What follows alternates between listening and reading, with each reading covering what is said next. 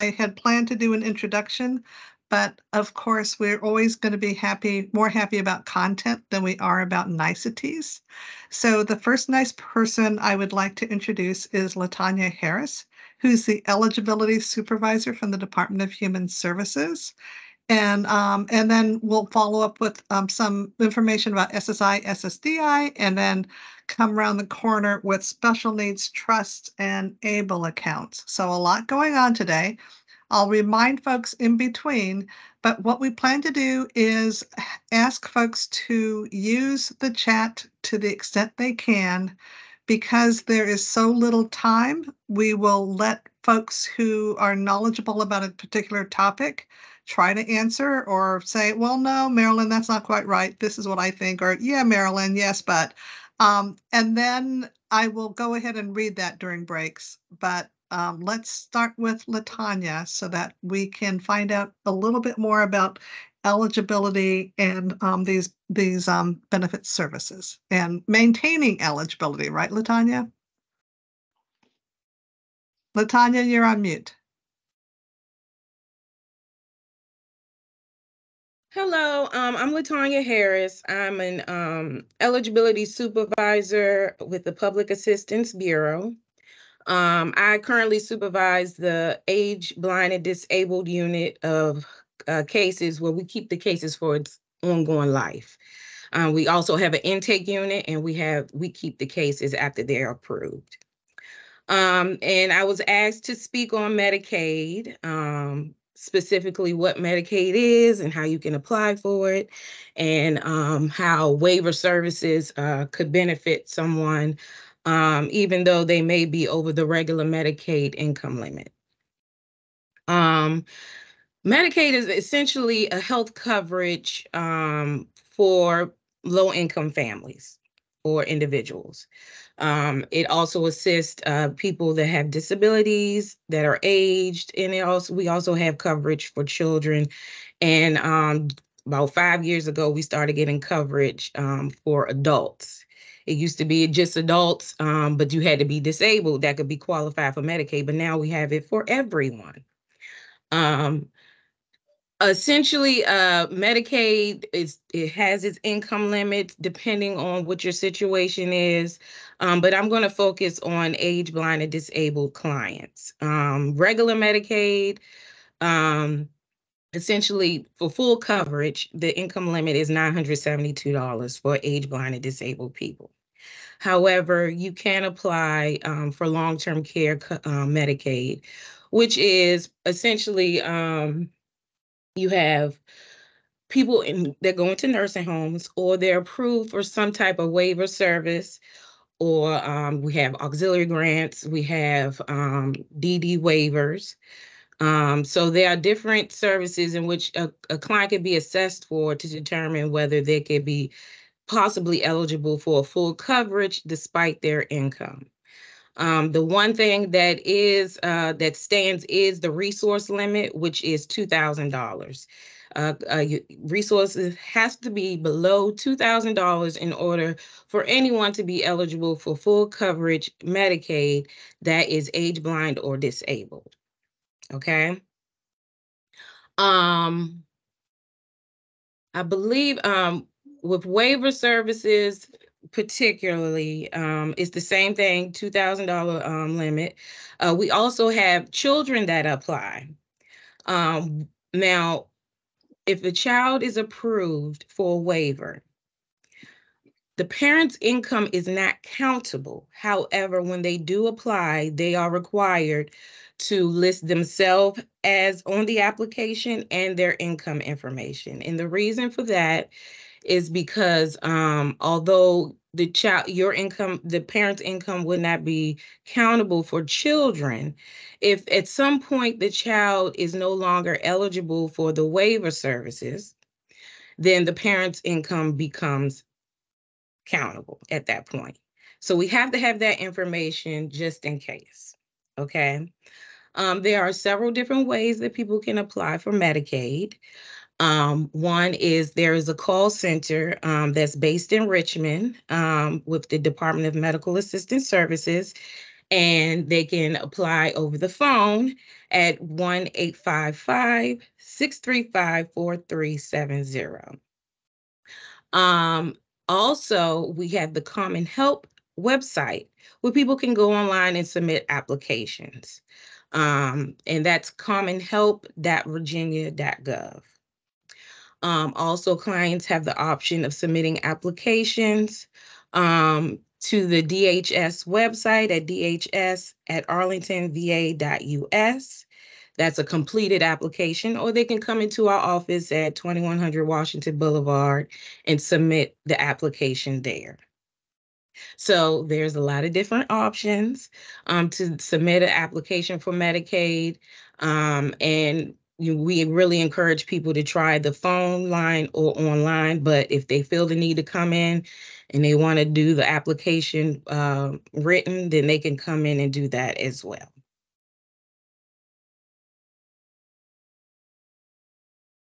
Thank you. Thank you so much for that overview.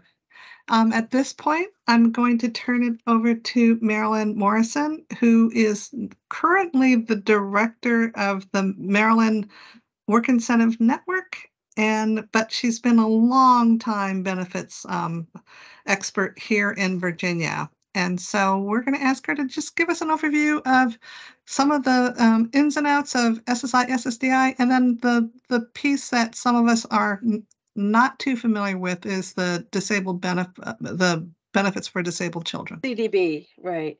Hold on, let me turn off my phone. And I'd like to share my screen if I could. Don't know how to do that though. If you go to up at the top, you'll see where it says the camera and mic, and you'll see share next to that. Yeah, it has an arrow pointing up.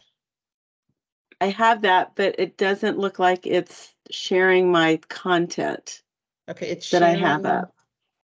My screen, but I can't find my content. Okay. That I have. If you want, you can also send it to me via email real quickly, and I can pull it up. Or Marilyn, you can under share, go back to share and then select share my screen and then just find it in on your computer. I don't even see share my screen. Oh, I see screen, I see window. Let's see, hold on. Yeah, there's one called screen and one called window. Okay, thank you. You guys, okay, everybody can see that, hopefully? Yes? Yes. Yes. Okay, good. All right, good. I'm glad. Good. Yeah, I'm very good with Zoom, not so much with Teams. So thank you, Sherry. As Sherry explained, I am the director of the Maryland Work Incentive Network, which is part of the Work Incentive Planning and Assistance through Social Security. So I'm on a cooperative grant with Social Security to provide benefits counseling.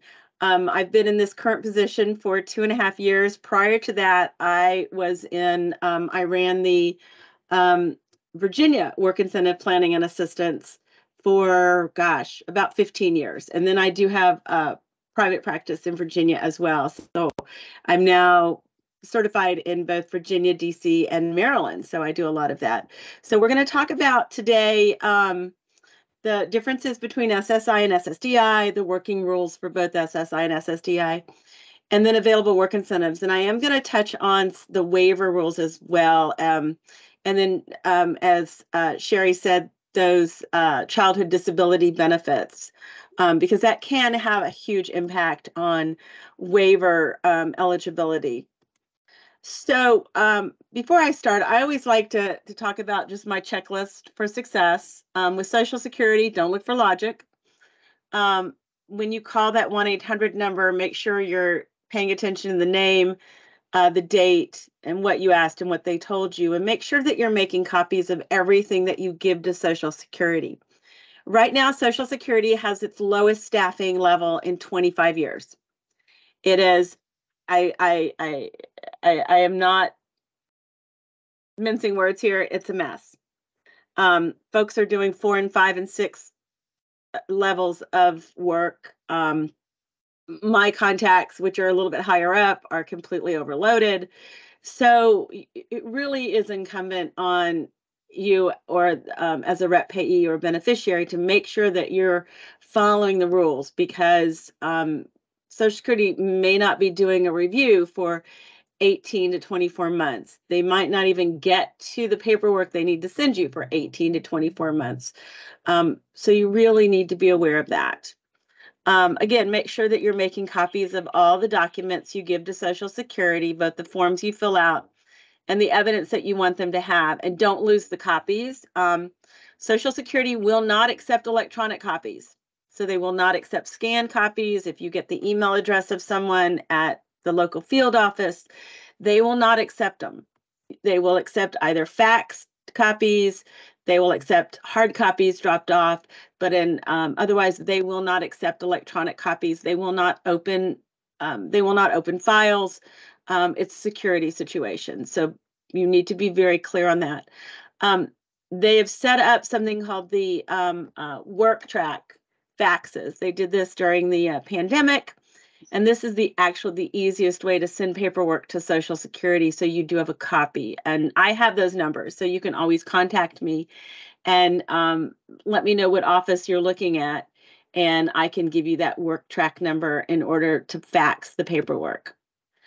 Make sure that you're promptly opening and reading all of the mail that you get from Social Security. Social Security gives a deadline response date, and compliance within that date is required. Prior to this period of time, I used to tell people, anything post eligibility, you can call and they'll give you extra time to submit paperwork. But right now, because Social Security is in such disarray, they are not granting deadlines. They're not granting deadline extensions at the moment, or it's pretty hard to get those deadline extensions. They're trying to work as quickly as they possibly can as efficiently. So the compliance within the date right now is strongly urged. If you're not able to comply with any of the response dates, please contact the local field office as quickly as you can and let them know about a manageable date that you will be able to process any paperwork that they're looking for. When there is work in while you're receiving either SSI or SSDI, you must report your pay stubs every month to Social Security. I don't care what Social Security tells you. And oftentimes they will say, oh, no, you don't need to do it. You're fine. Oh, we'll let you know when there's a problem. That's true. They are going to let you know when there's a problem, but they don't work in real time. So they might let you know there's a problem 2 years later and you now have a massive overpayment. So make sure that you are reporting. You can report by mail. You can walk into the local field office. You can also use the My SSA account. The My SSA account is a little bit cumbersome in that if there is work, they have to have your employer listed in your record. So unfortunately, you do have to go into the local field office and let them know about your employer. But once that's up on your My Social Security account, you can report your earnings that way. There's also an app that is available for SSI. If a person receives SSI and or Medicaid, remember to keep all your resources and assets below $2,000 for the individual or $3,000 for a couple. And Medicaid is a state by state process. So Medicaid eligibility may vary from state to state. There's always a lot of questions around that $2,000, and I'm going to go through a little bit more detail in that as we move through this. And then also when a major life change occurs, make sure that you're reporting to Social Security as quickly as you can. I would say you want to do it both with that 1-800 number and the local SSA field office, and make sure that it is up to date. So let's talk about SSI first. SSI is a cash benefit paid to individuals who meet medical, disability, and financial needs criteria. It is means tested. The maximum amount that a person can receive in 2023 is $914. That amount is going up to $943 for 2024.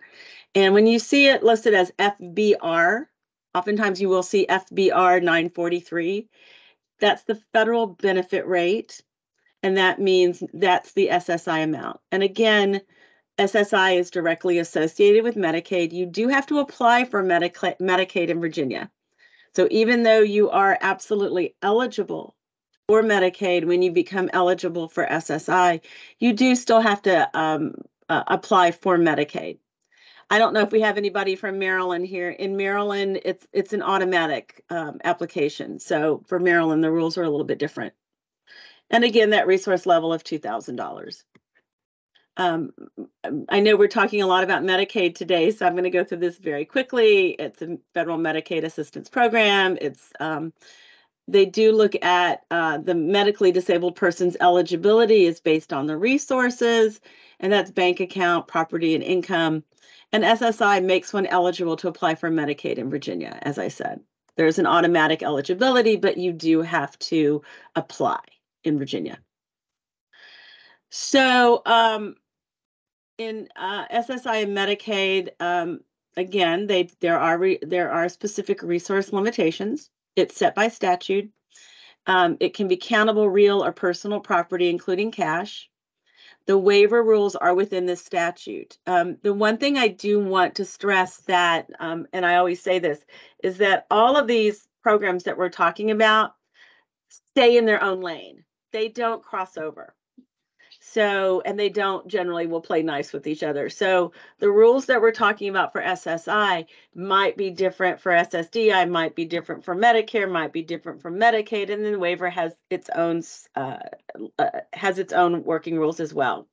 So you do need to be aware of that. And as I said, they all kind of stay in their own lane, unfortunately.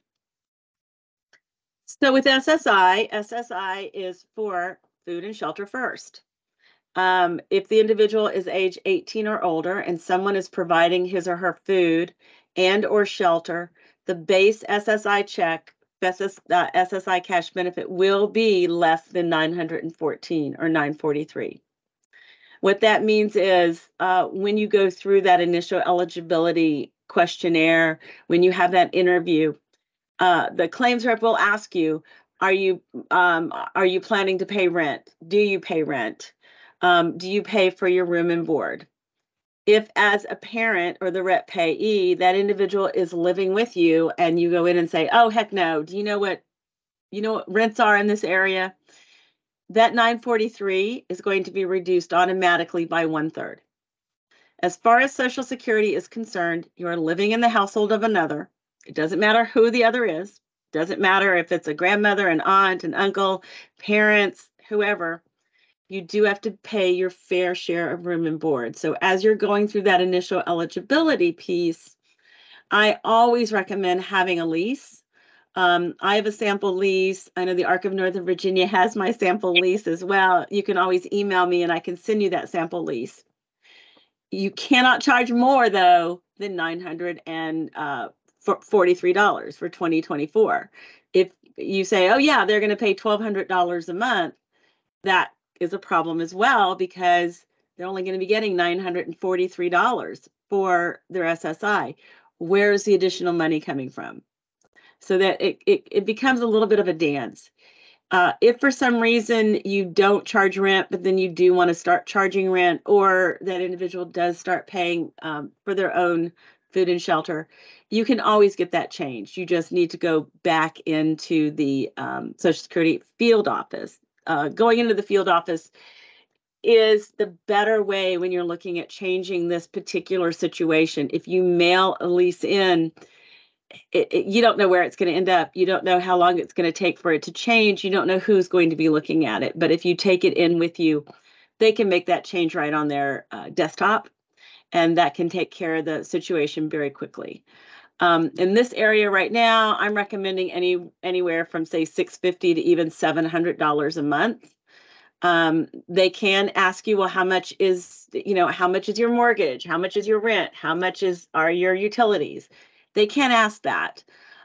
If you have another child in the house that's paying you rent, for instance, our son is living with us right now, and we do charge him rent. So, if you can say, well, we're charging our other child this much, and we're going to charge we're going to charge our son the same amount, then that goes a long way as well. But there's a little bit of a dance with that. It's not horrible if they reduce it by 1/3. It just means that you're not going to get that full amount of $943. But again, that can be changed. Let's talk about that resources that I mentioned. Remember, you cannot have any more than $2,000 in resources. Okay, resources does not mean income. Resources is cash, savings accounts, stocks, bonds, CDs, IRAs, land owned but not lived on. Anything owned that is converted to cash that's used for food and shelter. That one is kind of a weird one. I've never seen that happen.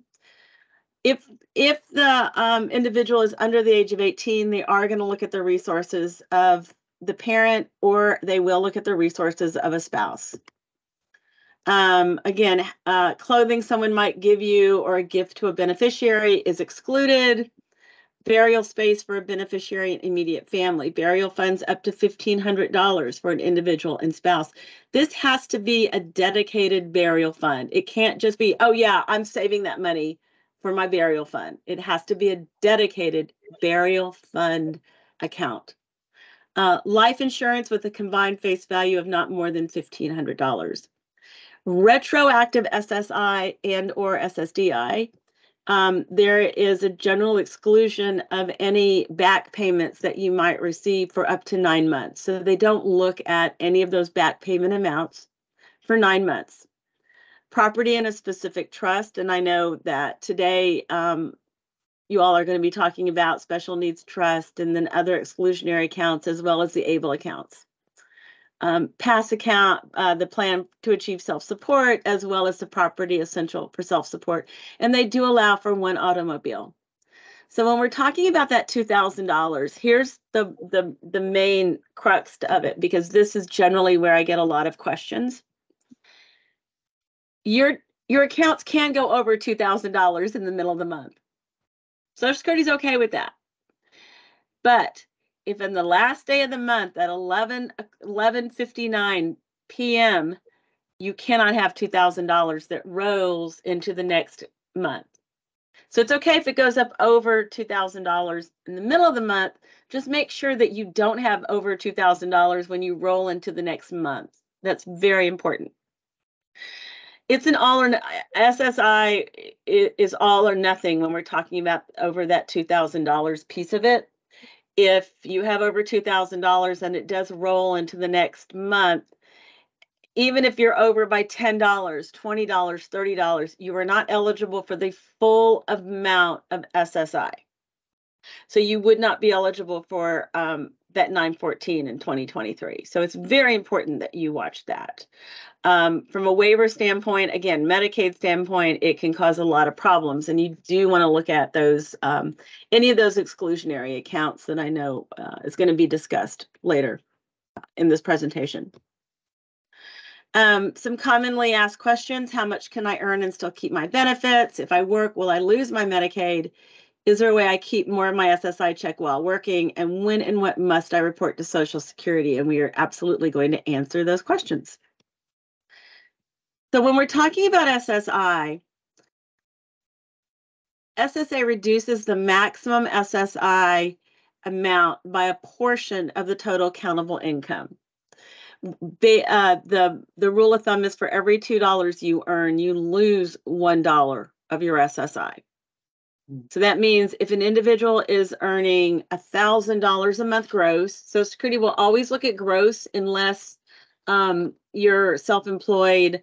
I have a ton of clients right now that are part of the gig economy. So they're Uber drivers, they're Lyft, they're Uber Eats, they're doing a lot of DoorDash, those kind of things. Social Security looks at that income differently. But if you've got someone that's earning $1,000 a month gross, then you're going to lose about $420 from that SSI amount. So if in 2024, the SSI amount is $943, you would still get over $500 from your SSI in addition to earning that $1,000 gross. There are no earnings limits for SSI. there is something called 1619B that we will be discussing a little bit later. With Social Security and especially SSI, SSI is a month-to-month benefit, so you do have to report your earnings monthly. If you do not report, so say you report for a couple of months, you report for 3 or 4 months, but then, you know, month number 5 comes along and you forget and you don't report. Social Security is going to put an estimate of earnings into your system. So you're still going to see your SSI reduced by an estimate based on the previous month's work history. So what that means is, for instance, if you stop working, if you don't work as much, if you're working seasonal, you have to let Social Security know when you start working and when you stop working. It's very important.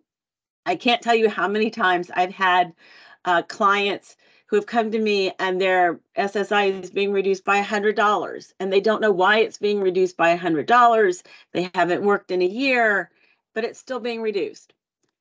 The reason why it's still being reduced is because there's an estimate of earnings in the system and no one has told Social Security that they stopped working. Social Security does not assume. So they don't assume if you don't report your earnings, you've stopped working. They just assume, well, you didn't report. So that's why they put that estimate of earnings in. So you want to be really careful with that. Again, the easiest way to report earnings is either through that MySSA app. Personally, I like faxing. The reason why I like faxing is because you get a confirmation that you've done the right thing. You get the confirmation that the fax has gone through and they received the wages. If there's an issue with an overpayment, if they are not reducing the SSI in a timely manner, you can, and I've had several beneficiaries do this, you can go back and you can ask for a waiver of that overpayment, showing them proof that you did what you were supposed to do. You reported your earnings every month, but Social Security did not do their job. It's not your fault. You have this overpayment. You did everything that you were supposed to do. They might not have done it as quickly or as easily. And so it's always important to keep that proof. Anytime you can get a proof, because otherwise, if you have an overpayment, Social Security says, well, you didn't report your earnings. Yes, I did. I reported my earnings. Well, how did you report it? I mailed it. Okay. Do you have a receipt? No. How do you know? You're still going to have that overpayment, unfortunately. So make sure whenever you're working with Social Security, you're keeping those backup pieces. There is something called impairment-related work expenses. These are any out-of-pocket expenses that support the disability and enable a person to work. The expense must be directly related to supporting the disability. The cost must be paid out of the person's pocket and not covered by other funding sources. So if waiver is paying for transportation, can't use that because you're not paying for it. Waiver is paying for it. But if it's a split, if, for instance, you are working for an Ability One employer that is providing transportation, but you're paying $10 a day, you're paying $8 a day, then that absolutely is considered to be an impairment-related work expense. If you're paying someone to take you back and forth to work, if you're paying a fee to someone, if you're using Uber, if you're using a taxi, any of those expenses are looked to be an impairment-related work expense. And you need to report those when you're reporting your monthly wages. That's going to bring down that countable earned income that Social Security looks at. So it can help you keep more of your SSI. There's also something called student earned income exclusion. This is Sherry. I'm going to pause for a second. I'm just looking at time. It's 4:30, and I wonder if you want to negotiate with Anna about what you want her to cover as part of her piece that you're not going to be able to cover. Does that make sense, Anna? It looks like she's covered almost everything of mine, so I keep going. No. So, but Anna, can you do maybe more on the SSDI piece? I was going to talk about what benefits planning and the waiver means and some of the stuff that I do personally, but she can continue to talk about the SSI, the SSDI, and everything else, because that's I'm going to touch on childhood disability benefit. I'm going to check on CDB, and then that's student income exclusion, and then that's basically it. And Okay. Anna, if people have questions, if you can also answer questions in the chat. And how much time are you going to need? For me, Yeah. I was gonna, what I had with what she had, we kind of have a meld of what we had. We probably should have collaborated on what we were doing. But it's okay. We'll work it out. It's all about providing the information. We appreciate all of this. I'm Well, Anna, let me learning do this. more. If Anna, if you're going to be talking about student earned income exclusion, I'll just jump over that, let you do that.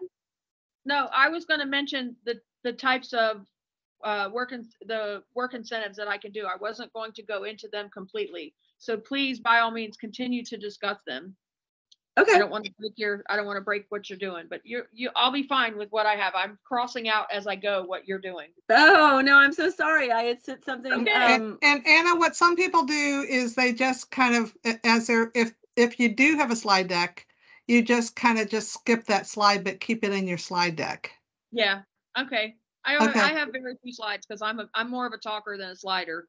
Okay. Yeah, but great. it's also, you. you know what, this information is so complex that I think even as a, anything that you want to go over that I've gone over is going to be greatly appreciated, because it, as you said, it's such a complex issue that I think it'd be, I think it'll be fabulous if we're both touching on some of the same points. Okay, thank you. And I just wanted to do a time check. Okay, thanks. Okay. All right, so student income exclusion. This is one of those pieces that if you have an individual that is in school still prior to the age of 22, then they regularly attend school, to a portion of that income is excluded. It's a fairly hefty amount, so that for every $2 earned, you lose $1. Quotient gets thrown out the window. For 2024, the amount is $2,290 a month, or $9,230 for the year. So that means that as long as if you have a student, they're in school, they are regularly attending school, they're in a full schedule, or in some cases it can be a modified schedule, then Social Security will exclude that full amount. You're not going to see your SSI being reduced. I have a feeling that plan to achieve self-support is going to be talked about, so I'm going to skip over that. If that's okay, Sherry? Yes? Don't ask, just keep going. All right. Okay. So let's talk about 1619B, because this is really the big piece of it. And so when you're talking about SSI, and I said there's no earnings limit, that's kind of right and kind of wrong. The thing about SSI that people get a little bit nervous about is if they're earning income and for every $2 they earn, they lose that $1. At some point, you can hit that break-even point. And people get very nervous, and they say, well, wait a minute, I'm not going to be getting my SSI, my Medicaid is going to be cut off. That's not true at all. What happens is, if you start earning income where you get to that break-even point where you're not eligible for the SSI, you still remain eligible on paper, as I like to say, for the SSI. That's okay. You're just not going to get your benefit for that month. But if the income drops, then the income comes back, the SSI comes back. There is something called 1619B, and that basically says that if you need Medicaid to work, if you've used Medicaid in the last 12 months, you plan on using Medicaid in the next 12 months, your SSI eligibility is going to stay with you, and so is your Medicaid. That easy. The threshold amount for 1619B eligibility is $48,092. So in Virginia, a person can earn $48,092 gross, and they're still going to remain eligible for Medicaid and quite possibly their SSI. The thing about 1619B that you do have to be very careful about is that you do have to reapply every year for it. It's quick. It's very fast. I have a one-page form that I put together with Social Security several years ago, and it's 3 questions, but it's basically saying, yep, I still need my Medicaid, don't cut me off. But this is one of those programs people get nervous about. Don't get nervous. I'm going to just jump over waivers very quickly. I know that's going to be talked about. These are the waiver categories. The thing that you want to be careful about with waiver is the special earnings allowance. And I feel like that might be something that's going to be talked about, but with Medicaid waivers, there is something called the earnings allowance. They do look at the number of hours that a person is working. So for individuals employed 20 hours or more per week, all of the earned income up to 300% of the SSI is allowed. For 2024, that's $2,829. For individuals employed at least 4 but less than 20 hours per week, all earned income up to 200% of SSI, and that's $1,886. I'm not going to go into a lot of detail about this. If you do earn over that 300%, you are absolutely in jeopardy of losing your waiver status. And this is not the same as patient pay, which I'm not going to get into. So let's talk about SSDI. SSDI is you can be eligible for SSDI a couple of different ways. One of them, and that's disability income or Title II. You do have to have the required work credits through FICA. We're always paying into that system with FICA. There is you have to show 12 months of non-SGA income. So there is something called substantial gainful activity. And that number is actually $1,550 gross in 2024. So what Social Security does is, in order to be found eligible for either SSI or SSDI, the definition of disability in a nutshell is that you have to show that you're not able to earn over substantial gainful activity or that $1,550 gross without supports for at least 12 months. For at least 12 months. There is that initial eligibility. There is medical eligibility.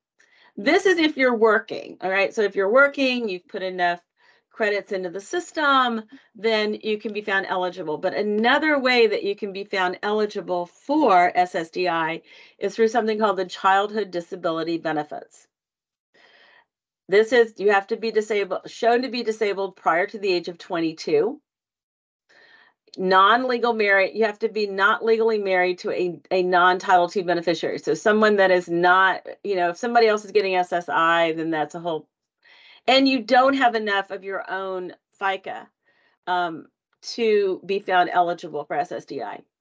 When a parent either retires, becomes disabled, or they're deceased, the individual that's receiving SSI and has been found eligible as a childhood disability beneficiary is going to flip from the SSI side to the SSDI side.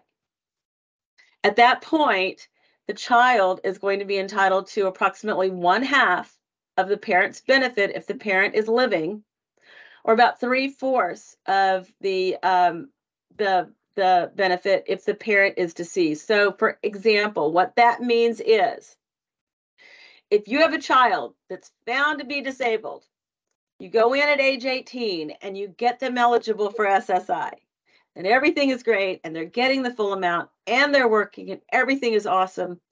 But unfortunately, we all get older, and now you as a parent are older, you're now going to go to Social Security and go, you know what, I've been paying into this system for 1,000,000 years. I am retirement age to get my Social Security retirement. You start taking your Social Security retirement, then the child that you so diligently got eligible prior to the age of 22 will now get approximately half of what you're receiving. So if you're receiving $3,000 from your Social Security retirement. I'm not saying you retire from a business or you're getting retirement from military. I'm saying strictly Social Security retirement. When you reach age 66 and 10 months, 67, whatever your retirement age is for Social Security. If you're getting $3,000 from your retirement, your child is going to get approximately $1,500. That's considered to be unearned income. If your child is working, that can cause some issues. So you really want to be very careful about just knowing those numbers as you're moving forward. And the one thing I do want to stress here is that You cannot go in and go, oh, I want my retirement, but I don't want my child to get half of my retirement. It is automatic, and by law, that person must flip from SSI to SSDI. So unfortunately, it's not something that you can control in that fact. It means that your child that was found eligible prior to the age of 22 is directly attached to your Social Security record. I've given you the earnings allowance again. The thing about I want to add to the earnings allowance is that when you're looking at 300% of SSI, that $2,829 also includes unearned income. So for instance, if you have somebody that's working and they're receiving SSI, they're maybe earning $1,800 to $2,000 a month, but now mom or dad is open their Social Security record, and now the beneficiary is going to get, say, $1,800 from mom or dad's work history, then they easily are going to be over that 300%. So you want to be very careful with that. There is something called the Special Groups of Former SSI Recipients. It's called the Pickle Amendment. It is not pickle that you eat. It's named after Jake Pickle of Texas. He was the oldest serving senator or congressman, I believe, from Texas. I'm always very proud to say that because I'm from Texas. But basically what this says is that by no fault of their own, the individual was moved from SSI to SSDI. And because of that, they should not lose their Medicaid eligibility. Now, this is just general age, blind, and disabled Medicaid. This does not include waiver. So the Pickle Amendment does not include waiver rules. This is in general Medicaid. If an individual moves from the SSI side to the SSDI side, and because of the amount that they're receiving from SSDI, they might not normally be eligible for Medicaid, but they were moved over to the DI side because of their status as a childhood disability beneficiary, they will remain eligible, Medicaid eligible, under something called the Pickle Amendment. So it's very important to know that that does exist. And that is a federal statute. It's not a state statute. I know you're going to be talking about ABLE now later on, so I'm going to skip over that. And again, you know, to avoid overpayments and other situations, I absolutely recommend a benefit analysis from any community work incentive coordinator or a work incentive planning, anyone that does any type of benefits counseling. It's very important to do that. Make sure that you're submitting your pay stubs and your IRWI, those are those impairment related work expenses receipts every month. Remember about that $2,000 in resource limit in order to remain eligible. And then I always recommend that you notify a community work incentives coordinator or a CPWIC as well, which is a community, another type of work incentive counselor.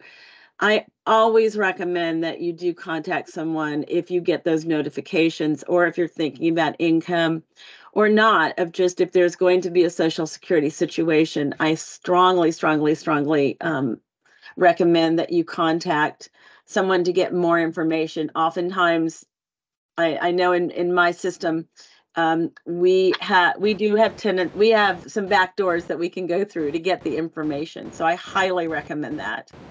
And then if you have any questions, please feel free to reach out.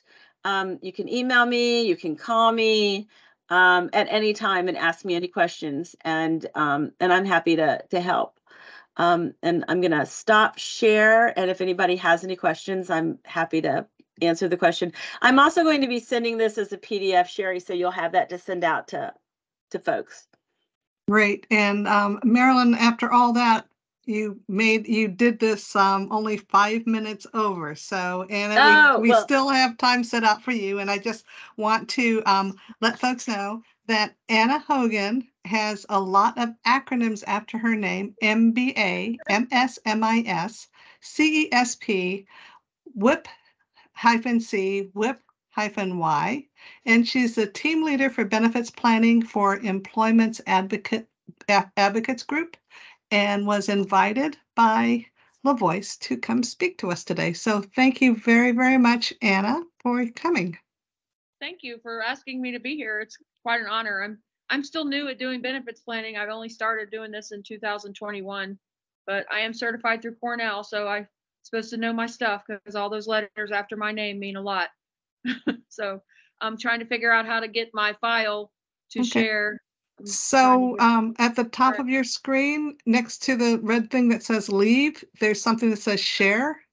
Select that and then select share my screen so that you can just look at your presentation and not have to find it in a file somewhere. Okay, I'm trying to find it. It's there. It popped up a whole bunch, but it's not showing the one that I want. So hold on. I had it at the bottom, trying to drag it, but it didn't work. You can just show it on your, put it on your computer so you can see it, and then select share my screen, and then just look at your computer. Oh, there we go. If it's the last document that you had open, it should automatically go to that one. Okay, share, send a copy. No.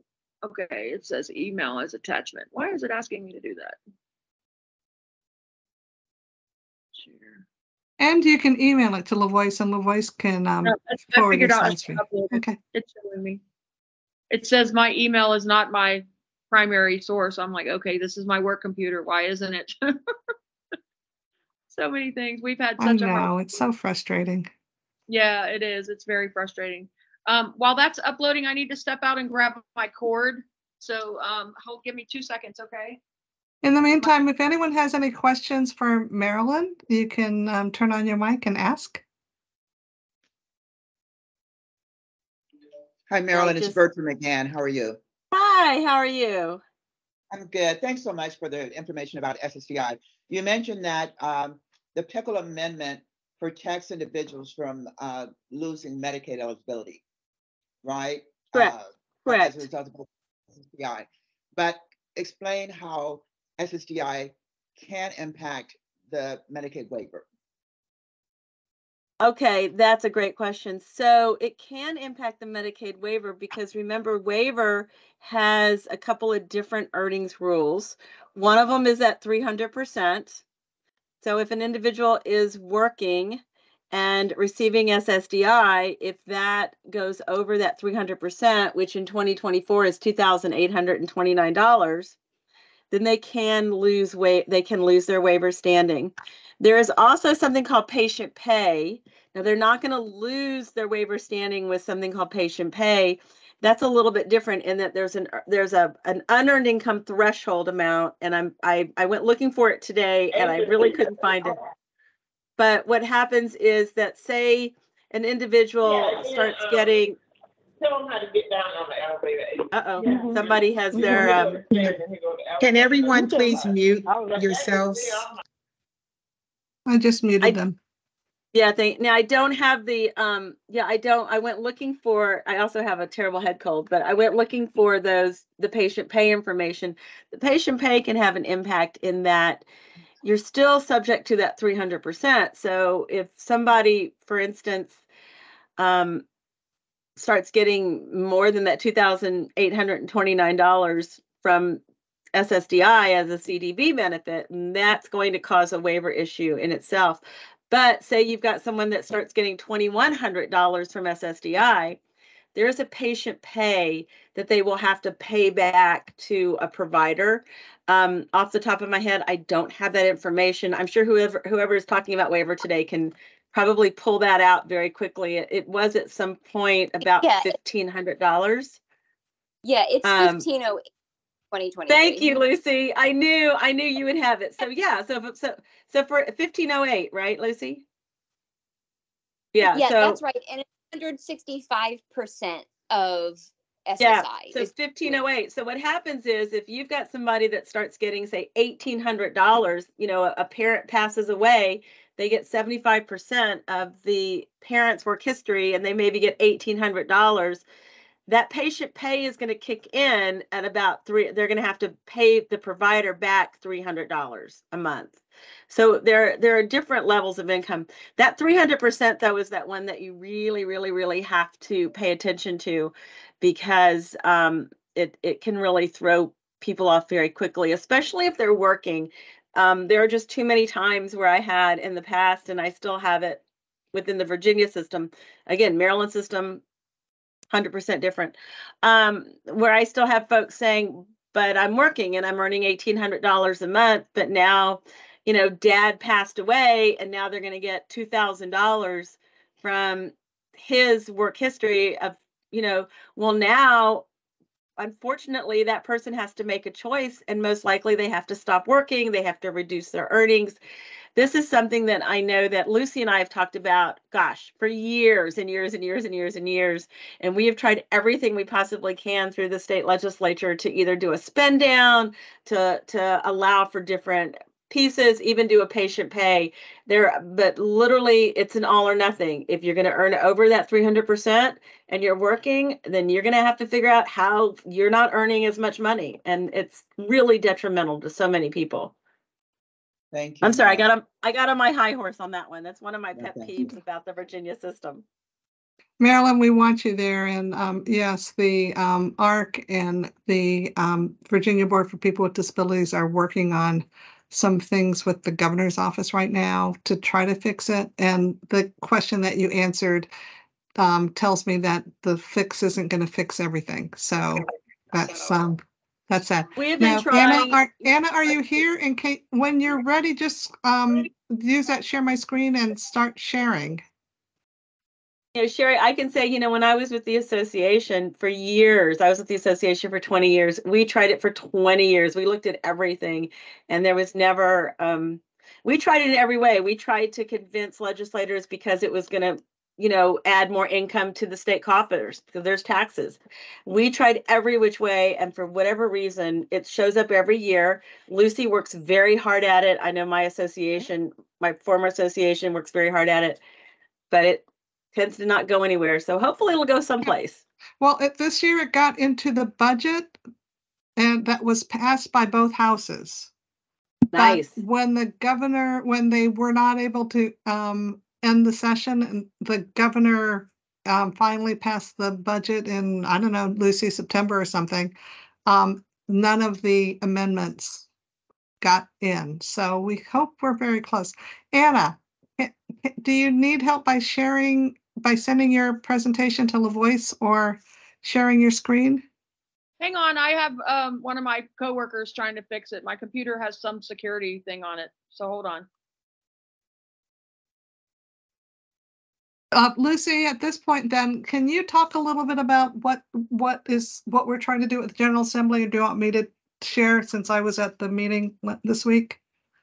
Sure, I'm happy to share. So we're actually trying to tackle this in two different ways. The program that Sherry alluded to just now that almost passed this year and really having nothing to do with anyone's opposition to it, it's a one-time fluke with the budget, didn't, is a program called Medicaid Works. It's been around in Virginia for many years. And much like Marilyn described with 1619B, Medicaid Works' idea is if you're on Medicaid and you start working and earning so much that it would kick you off Medicaid, by enrolling in Medicaid Works, you can stay in Medicaid a lot longer, earning up to $75,000 a year. But okay, wait, I have a question. Oh yeah. Okay, however, remember when Medicaid Works, the issue was that in order to get into Medicaid Works, you couldn't be getting any more than $900 something from unearned income. Did that change? So what is proposed is changing is adjusting that rule and adjusting the rule in Medicaid Works that bars DD waiver users from entering. So it would be a change to the eligibility of Medicaid Works in a couple of ways that would fix this problem. But the other way that this is being looked at is new. In 2019, CMS, which is the federal version of Medicaid and Medicare that write rules that the state has to comply with, of course, also gives flexibilities that states can choose to offer or not. And in 2019, for the first time, the Federal Medicaid Office said, you know, if you've got someone who's in the same boat we're talking about, who would be losing Medicaid waiver eligibility just because of a parent's SSDI that they can't turn down, then you can set your system up to say, when you're calculating whether or not they're eligible for the waiver, you don't have to count that parent's SSDI. You can disregard Nice. it. Also alluded to a patient pay. It doesn't get you around patient pay. You would still have that very large copay, but you would be able to keep your waiver in exchange for that large copay. So it seems like a political win because the state gets money, right? They have people suddenly copaying into Medicaid who would otherwise be kicking back. So we are tackling this on both sides, and ideally would like to see it fixed on both sides. And I think I have reason to be optimistic for 2024. And I have a call this week with Delegate Chin to talk about her legislation around this, and lots of people are working on it. So it's very much in progress. Lucy, have you we are looked trying at? to find advocates or parents, I'm sorry, who are worried about this situation or affected by the situation, because essentially, as Marilyn said, once a parent retires, someone who's working suddenly has to choose between their waiver or work. And then, Marilyn, with the question you answered about what is PIA, I plan to retire late. And if either my husband or I die, my son would no longer be eligible based on the 300%. So we thought it would only affect people who work, but in fact, I will now tell the folks in Richmond that no, it's going to affect me if either of us die at 75%. My son is going to be getting more than 300% of SSI. And that's So and Sherry, we need lots of advocates, common. and please contact Lucy if you're worried about this or want to stand on this piece of legislation, because it's really important for financial planning. How are we doing, Anna?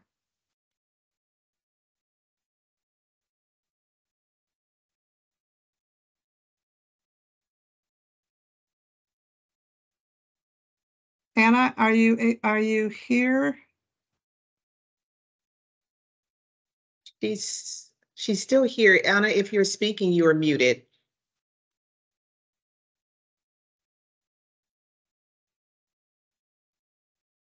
Sherry, do we want to jump to whoever might be speaking about ABLE accounts in the meantime? Is Ashley here? Yes, I am. Okay. I'm just going to ask if anyone is interested in this Social Security situation and becoming ineligible. We're trying to collect names. We're also trying to collect information about folks who aren't working but would become ineligible for the waiver based on their parents, either their living parent, half of their retirement amount, or if either parent dies at that 75% of what you would be earning when you died or your spouse died, that would be more than the, what is it, Marilyn, 2883. So please, please, please contact Lucy, because this is something that you don't want to, well, you won't see happen when you die, but your child will. And at that, we found out that Ashley is also a certified nutritionist, but she's a consultant and client coordinator for the ARC of Northern Virginia, and is very, very good at giving us parents not only things to be worried about, but things we can do about our worries about our children's care once we leave. Absolutely. So go ahead, Ashley. Do you have a PowerPoint or? I do. Let me go ahead and share that. Okay.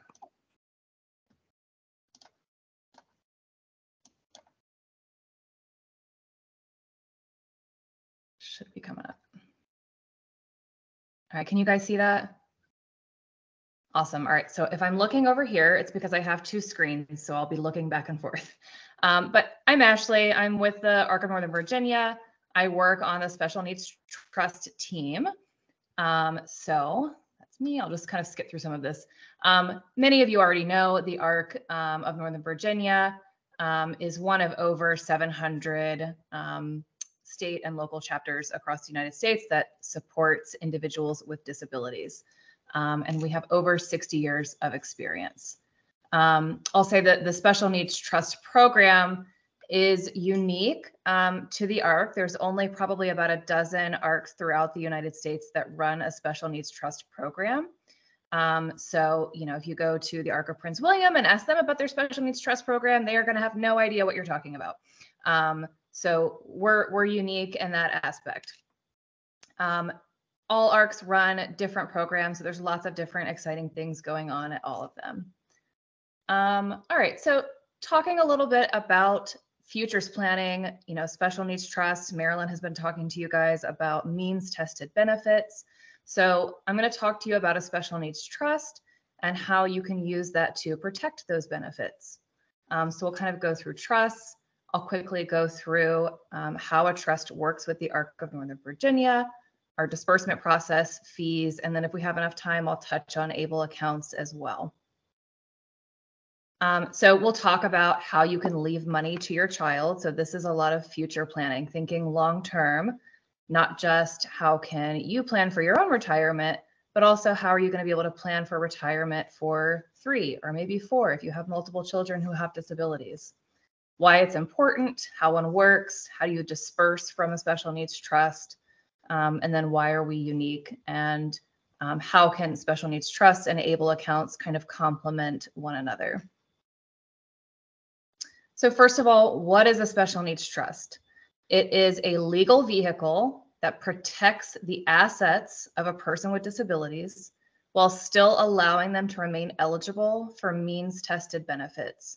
All right, so Social Security, Medicaid, housing vouchers, SNAP benefits, all of those benefits, Medicaid waivers that you've worked so hard to get. A Special Needs Trust is a way to protect those benefits. So someone could have $5 million in a Special Needs Trust and still be eligible for those benefits, okay? Who is eligible for a Special Needs Trust? So first of all, anyone with a physical, mental, and/or developmental disabilities. So while the ARC of Northern Virginia is known for working with people with developmental disabilities, on the trust team, we work with folks who have a very wide range of disabilities. So we have clients who have mental health disorders. We have clients who have developmental, intellectual, brain injury. So it's, you know, a wide variety, as long as that individual meets the developmental disability definition as defined by the Social Security Act, okay? That doesn't mean that they have to be receiving Social Security benefits. They just need to meet that definition of disability as defined by Social Security. Hi, I'm sorry to. Why establish a Special Needs Trust? Again, we want to make sure that we're protecting those hard-earned benefits, okay? Another reason is that it could just help with money management. So you might have someone who might not have those benefits, but they need to, you know, they need some assistance. Sorry, I'm hearing some feedback. Ashley, this is Sherry, and someone came in with an area code 5 something with last digits 48. Their microphone is on, and it may be Anna trying to tell us something. Is the person with the phone number ending in 48 trying to talk, or can we mute them?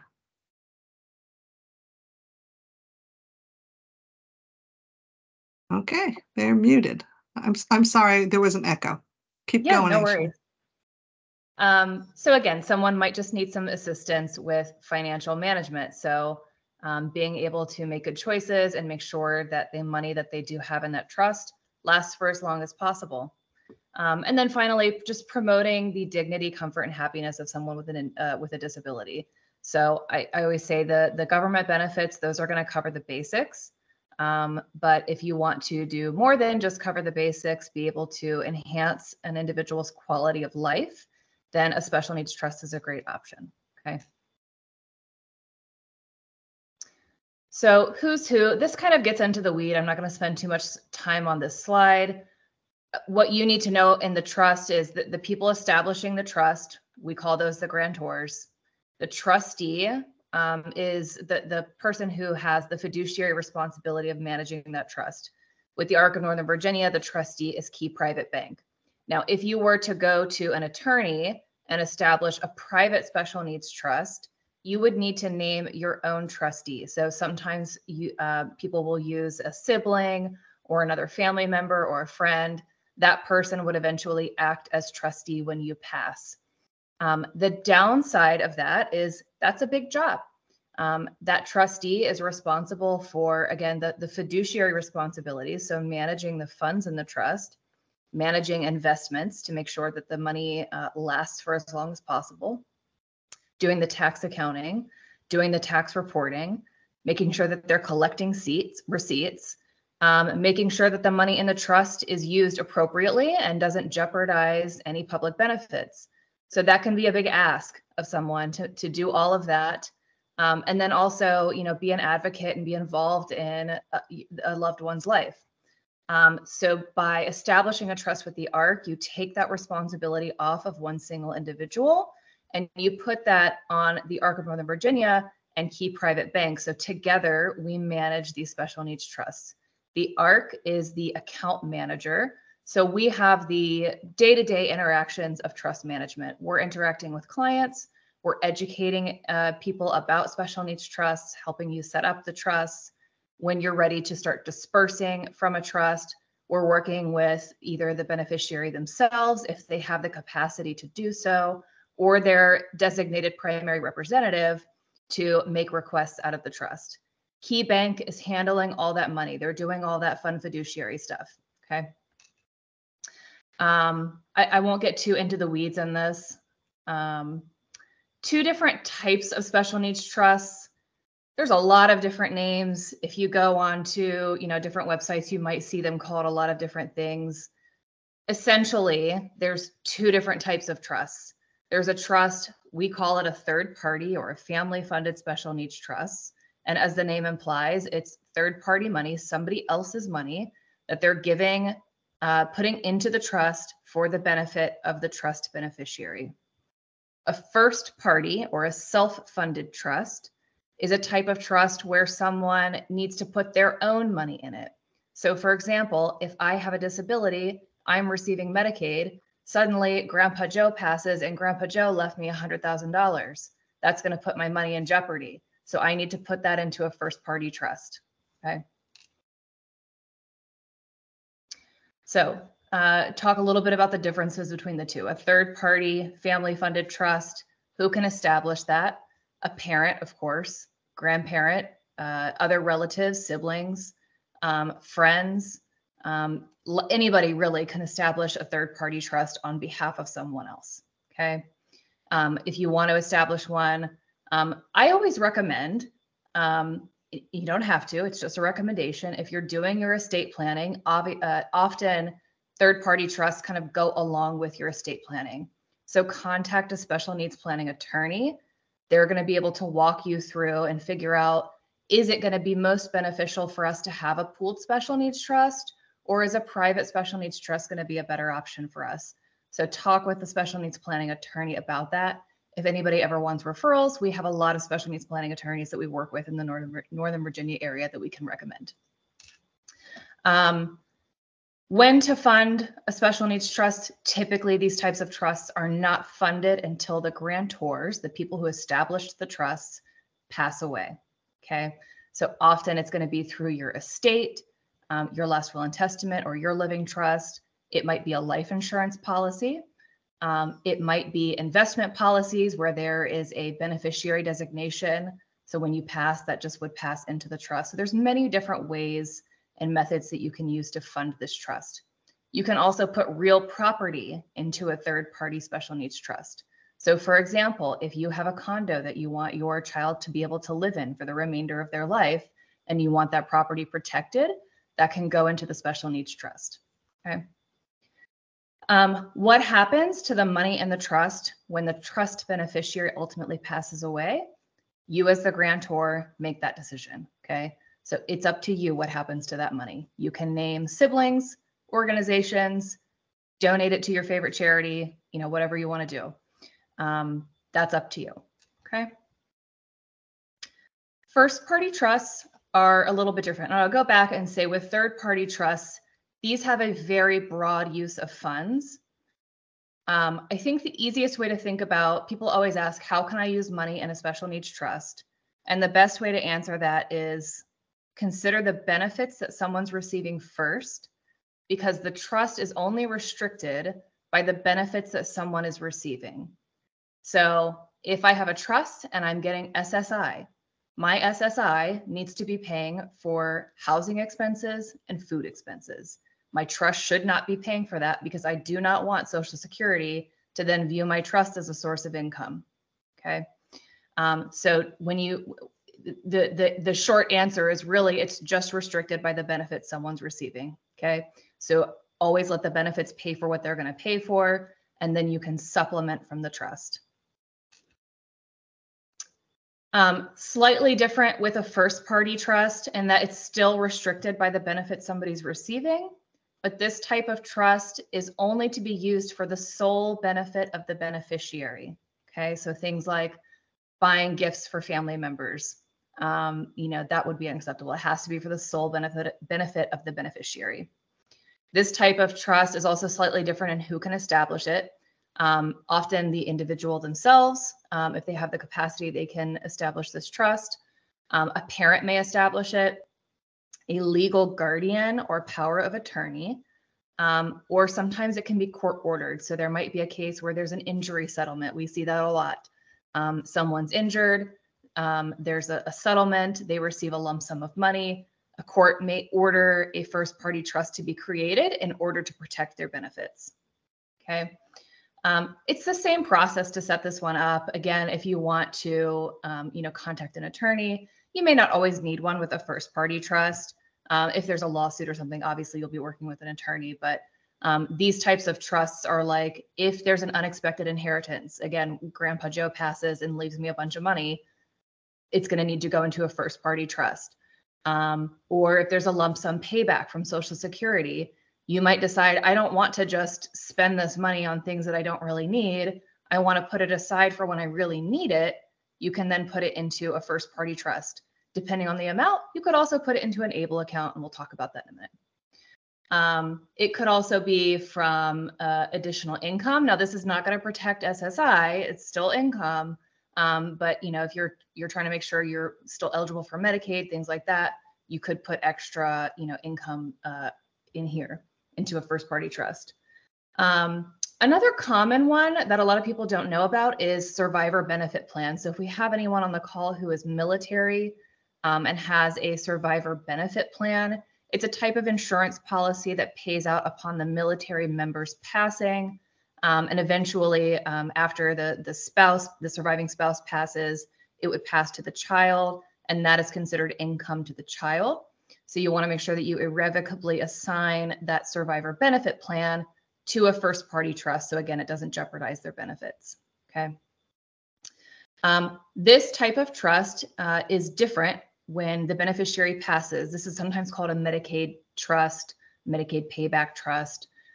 Because for a beneficiary who's receiving Medicaid, Medicaid essentially has a lien. So if you, what they're saying with this trust is, yes, we're going to let you put this money aside into a trust, but when you pass away, when the beneficiary passes away, if there's any money left in that trust, Medicaid has a lien and they get first dibs on any money that's left.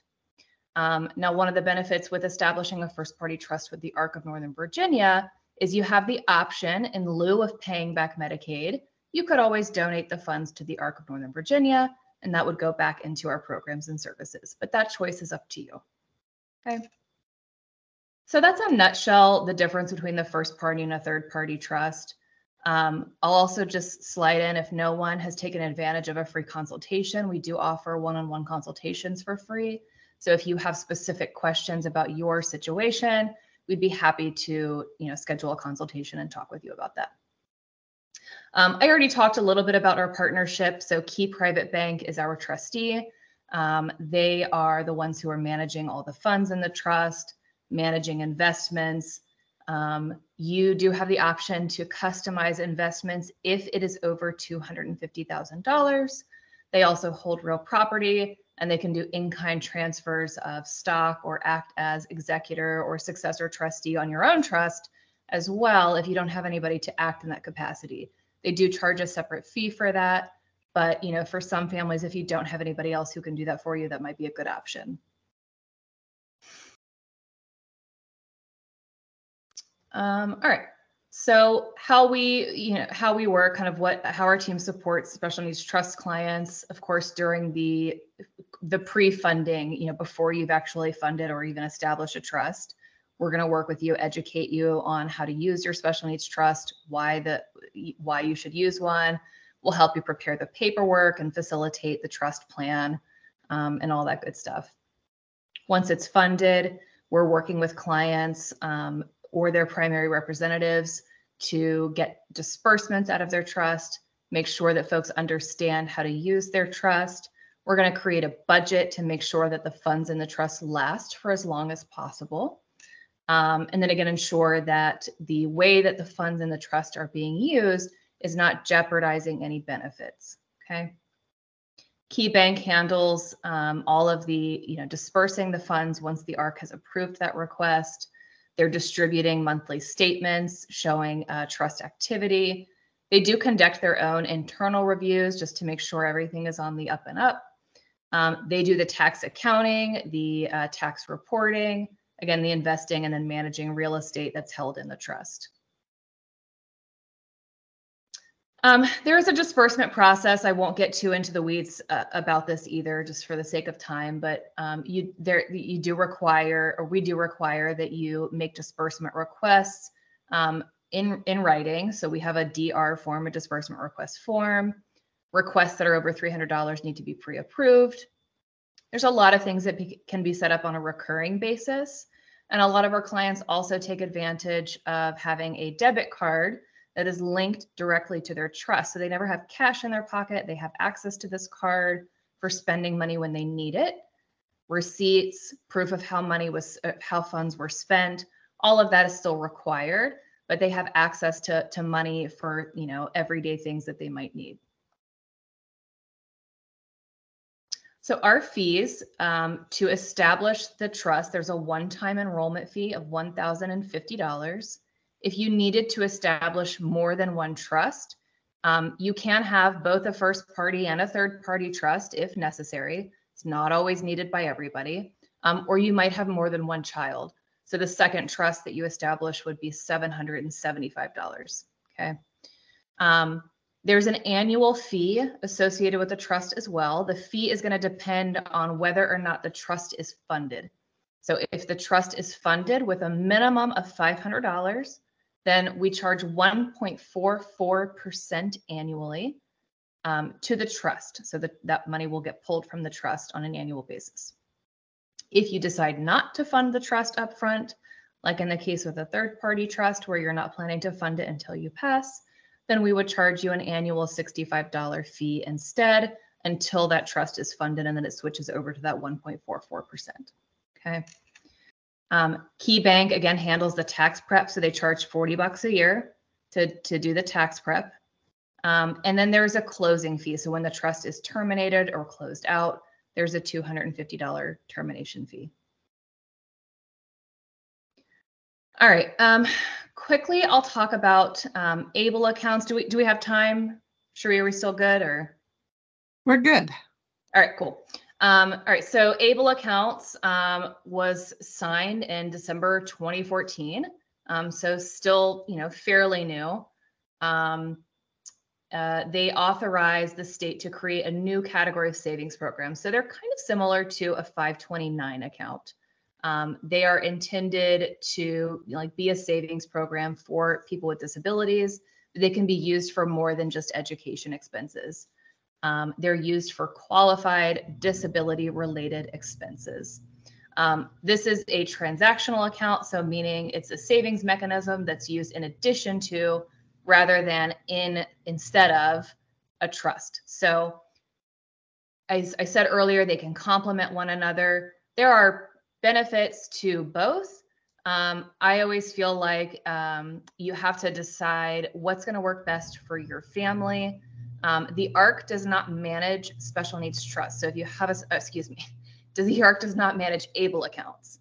So if you have an ABLE account, you need to be thinking long-term again, who's going to be managing this account if my adult child at that point is not going to be able to do it. Okay, so think about that. There are maximums that you can put in per year. So the maximum is the federal gift tax maximum. Right now, that's $17,000. It does go up a little bit every year. And then to maintain Social Security, SSI, Supplemental Security Income benefits, you have to have, you can only have $100,000 in an ABLE account. Okay, so there's no maximum with a special needs trust. One of the benefits to an ABLE account is that you can supplement rent, housing expenses, and food expenses from an ABLE account where you cannot from a trust. So we do have a lot of clients who use their ABLE account for that sole purpose, to be able to supplement housing and food expenses, especially in the Northern Virginia area where housing is so expensive. And what we do in those cases is we will just transfer funds from their trust into the ABLE account, and then whoever the representative is who's managing that ABLE account will be able to use that ABLE account for those expenses. In order to qualify for an ABLE account, and I think that this rule is changing. If anybody knows me, can correct me, but I think they're bumping that age limit up maybe next year. Right now it's 26, so you have to have a disability diagnosis before 26.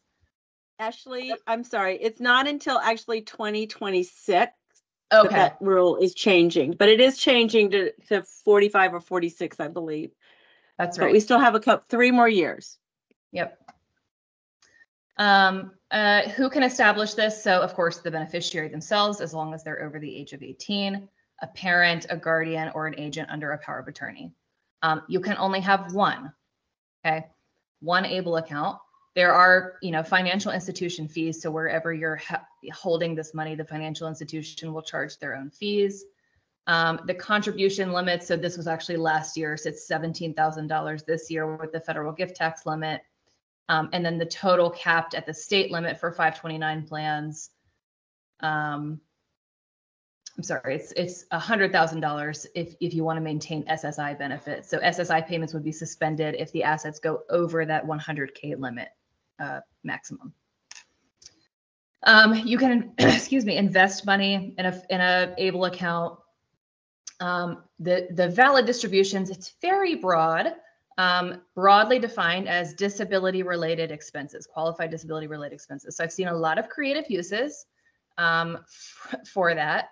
So I always just caution people, make sure that you're documenting this well, make sure that this expense somehow relates back to the adult's disability, okay? And then taxes and earned income is tax-free in the ABLE account.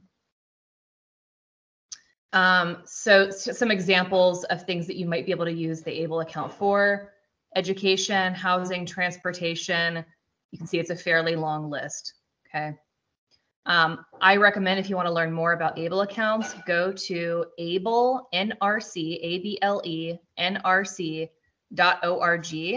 That's a great resource to get you started. That's the ABLE National Resource Center, and they will give you a lot of good information about ABLE accounts and how to use them.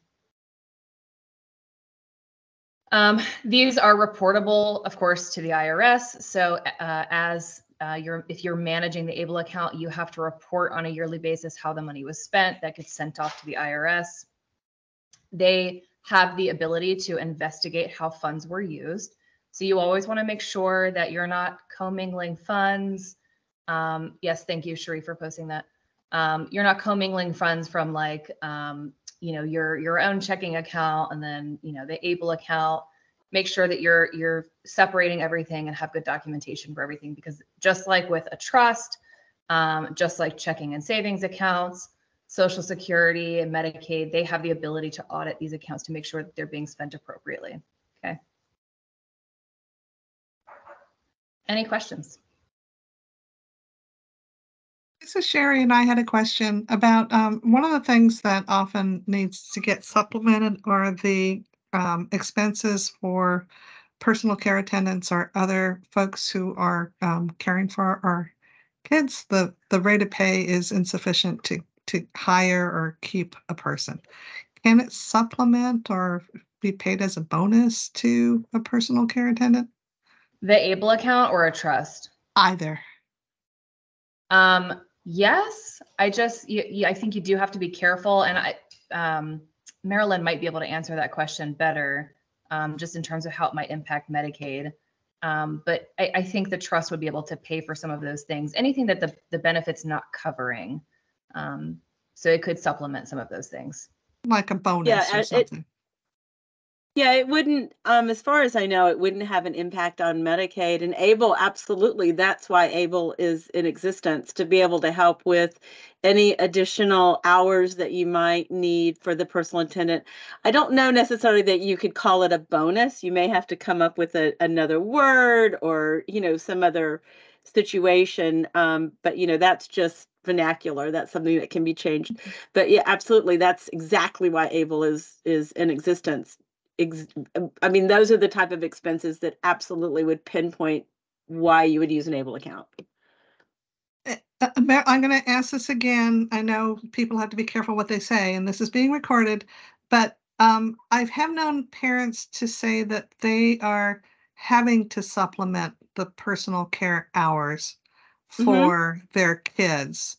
So if the rate of pay, I don't know, is $16.45 or something like that paid by Medicaid, there's a requirement that you cannot pay someone more than the Medicaid amount, but it's being done. So is there a defensible way to do this for folks who just can't find an attendant or want to maintain the person that's been with their young one for years? I don't know if there's a way around that.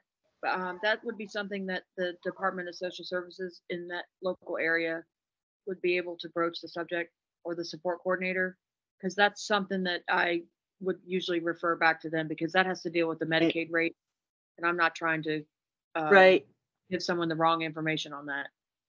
Yeah, I mean, exactly. You can't, supplementing the rate could get problematic, but if you're only offered 25 hours a week, but you actually need 35 hours a week, there's no reason why you can't use those extra 10 hours and pay for those through the ABLE account.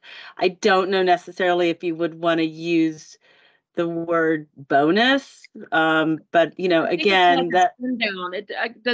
Are you talking about the person who's providing the service is making more of a wage than what Medicaid provides? In order to retain someone or to hire someone, parents have to often pay more than what the person's being reimbursed. So what I'm hearing is that one way would be that if I paid for the extra hours a higher rate of pay that makes it even, then that would be a way that I might be able to pay. I would be nervous. Yeah, I know, but people are doing it all the time. So I'm just trying to help some folks who may be looking for some ways of helping. Well, just getting a frickin' PCA, right? You can't. They're not there because they're not going to work for that amount. You have to be very creative. Yeah, you have to be very creative in how you do it. An ABLE account can pay for those things, but you certainly don't want to go to circumvent any of the very specific waiver rules. And Anna's exactly right. You want to check on those rules. And as you know, there are plenty of people that are doing it, but I would look to see how they're doing it. But you could certainly do that using, if you're talking about just where the funds come from, and then it certainly could be, you could use ABLE account legitimately to pay for personal attendant. Now, how much you pay them would have to be, you're going back to those waiver rules again. Okay, and then Ashley is on and going to have to get off, but we have a question from Moira about a holiday. If a person wanted to make a holiday gift to a group home staff or to grandma, Can a able account or a special needs trust pay for, can either of these accounts pay for a gift that a person wants to give to someone else, including And group Sherry, home? I also just want to let you know, Anna did send me her PowerPoint presentation, so she's ready to go whenever you are ready. We understand that. Yes. Okay. Thank you. So, Ashley, you're on mute. Sorry about that. My kids just came home, so I was trying not to get noisy. To answer that question, I would say no from the ABLE account, because I don't see how that would relate back to a qualified disability related expense as a gift to somebody else. However, if they have a third party trust, then yes, they could gift from that account. So we have lots of clients who have, you know, a budget for Christmas or a budget for birthdays, and they can absolutely do that. Thank you. And then there was a question above that I think Marilyn and Doug were having a conversation in the chat about, so my Social Security, my child's Social Security after I die is going to be too much. Can I just stick that in a special needs trust or ABLE account? And Marilyn's answer was no, you can't do that. It's still income. Yeah, the thing that you have to remember, and this is where a lot of people get very confused, resources are resources. That's savings in the bank. So the very first month that you get, you know, grandpa dies and he leaves you $100,000. The first month you get that $100,000, it's income. If the $100,000 is still in your account the next month, then it is now a resource. So that's the same as if you're getting, you know, $2,500 from DI, if you get $5,000 as a gift, it's always going to be looked at as income the very first month. But if it's still in your general checking savings and you haven't moved it somewhere else and it rolls into the next month, it's now a resource. So there's no way around that, unfortunately. Okay. And then the other is, can you choose the lesser amount of Social Security based on your parents' income for the disabled child? Nope. It's the higher of the two. It's always the higher of the two. Okay, and then I have one more question from Doug, and then we're going to move on. Is this around special needs trust, Doug? Because if not, we're going to go with Anna. Okay, if it's with special needs trust, then we need Ashley to help us. Okay, so I get hit by a Safeway truck, and life insurance, a portion of my life insurance intended for my child, in my life insurance beneficiary designation, can I just designate her third-party special needs trust, and then it never shows up in terms of assets or income for her if it goes directly to her third-party special needs trust? Yes. Also, that was an oddly specific example. But a great example. Great example. Well, that's one way to stay around the asset limitation. If you've got any assets where your child with a disability is named as a beneficiary, get them off of there and name the special needs trust as the beneficiary. Which I've done, but I just wanted to verify that that's kosher. And then our co-chair, Bertra, has a question. And you're on mute, Bertra. I just realized I've been talking with you over the past several months. I was just going to add, and I want to make sure that the ARC updates its presentation. Don't wait until the parent dies. Correct. To begin this process. Okay, it doesn't happen quickly. You know, we needed an inherited IRA for my son recently. And so you needed a trust in order to get the IRA. It's just a lot of moving pieces. Do it in advance. I was going to tease Cherry. She kept saying, well, if I die, when I die, these things have to be in place. Thank you, Ashley. Exactly. Yeah, thank you. Okay, Anna, are you ready? I am. Let me see if I can share. Let me see if I can share it from my end. If it works, then if not, I have the backup of sending it to LaVoice. So hold on. Let's see if it worked. But my whole computer, it just froze. My coworker was like, reboot, reboot. I don't know what else to do. Okay, is it sharing? Can you see my screen? No, but LaVoice has it. So LaVoice, do you want to share? Okay, yeah, can you please put that up for me? I'm sorry. I thought I fixed it. I guess I didn't. Okay. Thank you. Anna? Okay. All right. So can you change the view? Change the view. Can you make it to the PowerPoint slide? There we go.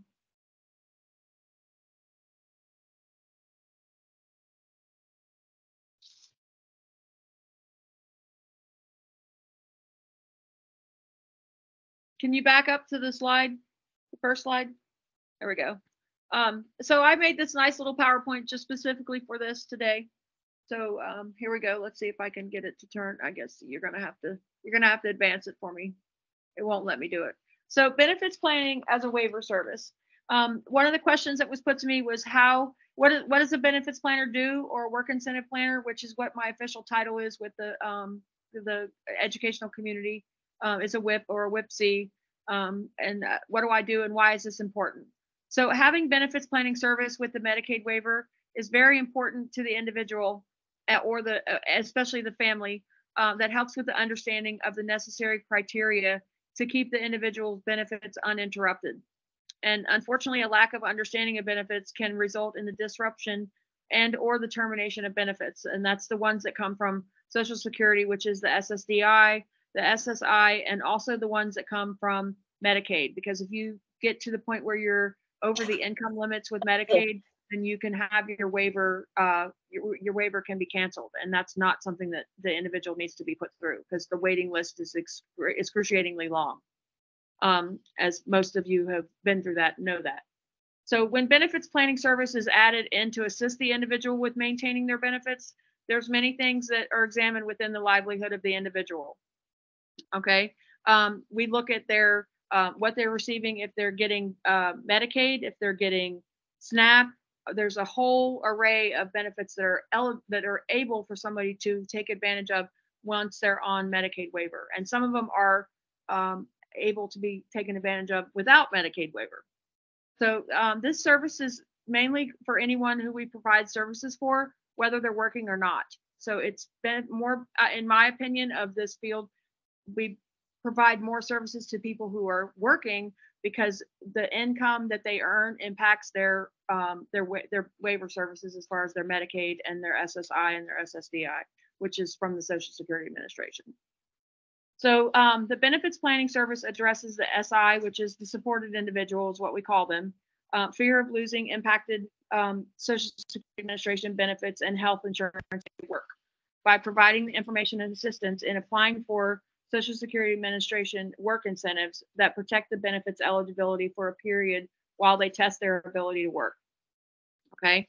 The work incentive practitioner, which is me, I'm going to call myself a WIP, will gather information from the individual, their family, their employer, their caseworker, and their representative payee, as well as from agencies such as the Social Security Administration, the IRS, which is the Internal Revenue Service, Community Services Board, and the Department of Social Services.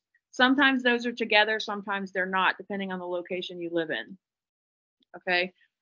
Benefits planners or work incentive practitioners are individuals who've been certified to provide work incentive counseling services to DARS, which is the Department of Aging and Rehabilitative Services, and that's usually in Virginia. I don't know if there's another state that's listening other than Maryland, who has Maryland has Maryland state issues. I don't know if there's DARS in Maryland. Or yes, they call it, they actually have voc rehab. There are voc rehabs. Every state has a voc rehab program. Okay, I don't know if that's called that. DARS is DOORS. In Maryland, it's DOORS. Yeah. DOORS, okay. So we provide services to DARS here in Virginia and Medicaid waiver clients who are receiving Social Security disability and supplemental security income, which is SSI, and Medicaid and or Medicare benefits and any other benefits received. So why is this important? This is important to maintain your benefits so that you stay able to take care of yourself, to pay your rent, just to have the regular quality of life that people who aren't disabled can maintain that by working.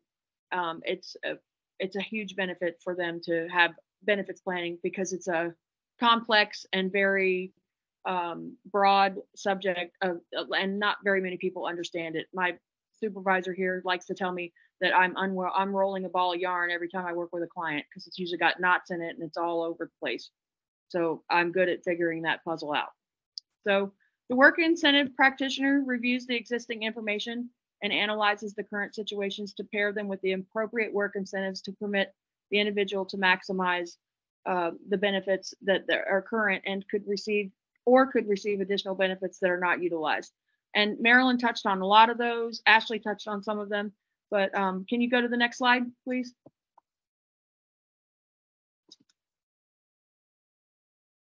LaVoice, can you hit the next slide? Is she there? Hello? There we go. Okay, benefits planning as a waiver service is the starting point. So the first thing we would do is we would submit the wages to we want to make sure that this is the most important caveat of benefits planning. If someone is working, they make sure they have to submit their wages to the Social Security because this is the primary, I'm going to say problem. If it's not done, then it creates all kinds of things that need to be taken care of. And simply submitting your wages to the Social Security Administration is not always a given of that they will receive benefits, but it's a starting point where the Social Security knows what you're earning in correlation with how much benefits you can receive. There are certain thresholds for people who are on SSDI. They can't work more than the SGA, which is 1470, because otherwise it puts them into a extended period of eligibility, and then it creates, they have so many months where they can work and make a certain amount, and then magically enough, their benefits are ceased, and they don't understand why. So we help them with understanding what these criteria are and how to keep them below a certain amount, or if they plan on working off the benefits, we help them establish a plan to do that. And it's with SSI, it's different. It's needs based, and you only you can get so much income. Like Marilyn had mentioned that it's $1, $2, or every $2 earned, you lose $1 of SSI income. And a lot of my clients don't understand. Well, I'm working. Why don't I get to keep all my money? And that's a common question I get, because when you're on SSI, you lose a portion of it because they consider it to be needs based, and if you're working, then they say you've met your need. So it's a catch-20. It's like grabbing a knife. Both sides you get cut. Okay, so the different work incentives that are available to assist in maintaining existing benefits, they are Able Now accounts, the student earned income exclusion. I perform a benefit summary analysis, which is an in-depth report of everything that you have. Medicaid Works is an incentive to apply for with the Department of Social Services, and that allows you to buy into Medicaid when you are in jeopardy of losing it. There's work activity reports, which go hand in hand with a subsidy. I write a lot of those. I have a lot of individuals who are on customized positions at their job, which means that they go into their job and they work. Say you go into Wawa and you apply for the crew member or the staff member position, and it has a list of 30 duties. And if you or I walk in off the street and don't have a disability and can perform all that, that's fine. But some individuals go in there and they say, well, I can't do this because I can't do that. I'm not able to do that. And they usually go hand in hand with a job coach. And I use Wawa as a good example because they have in-house job coaching on staff. They are providing that for their individuals that they hire that have a disability. The work activity reports go with the subsidy because it allows their manager to fill out a form and submit it to the SSA usually at a benefits planner's request to do so, because it provides, and Marilyn, you can correct me if I'm wrong, it provides the baseline for what this individual is capable of doing versus someone who's not in a customized position. And it applies the difference to their income on paper. They're still making the same amount of money. They're still making the same amount of income. They're just showing it at Social Security that they're making less per hour because they're doing a percentage of that position. Is that right? That is absolute. Hold on a minute. Let me. So that is absolutely true. It's a Form 3033. The difference, though, I do have to say, is it does not have to come directly from the employer. You can have a supports planner, case manager, job coach sign it as well. The issue with the 3033 is oftentimes, for instance, I have folks that work for Safeway and they get tons of job coaching, case management. The job itself is tailored or carved out for them, but then the 3033 is sent to corporate office that doesn't know how to fill it out. Or for sometimes the employer just doesn't want to fill it out because they think it's gonna get them in trouble. So in that case, other people can sign it. Supports planners, the CWIC, the Community Work Incentives Coordinator, if you really know that individual, you know the level of support they receive. If a person is receiving waiver services, most likely there is a subsidy or special condition that's involved. However, the thing about it, if you're talking about waiver doesn't look at subsidies and special conditions. So if you're looking at specific waiver regulations, that's another thing that the state has always tried to put into their into the state plan, is that they will acknowledge subsidies and special conditions. Correct. But what my experience is that when I talk to the employer, they're more and I assure them that this is not anything that you're doing wrong. It's just information that the Social Security needs to administration needs to know regarding this person's position and their work capabilities. And they're more apt to want to fill it out. And I've had at least 10 people that have said, "Oh, thanks for explaining that to us, because when we have seen this, we just throw it in the trash because we don't know what it is."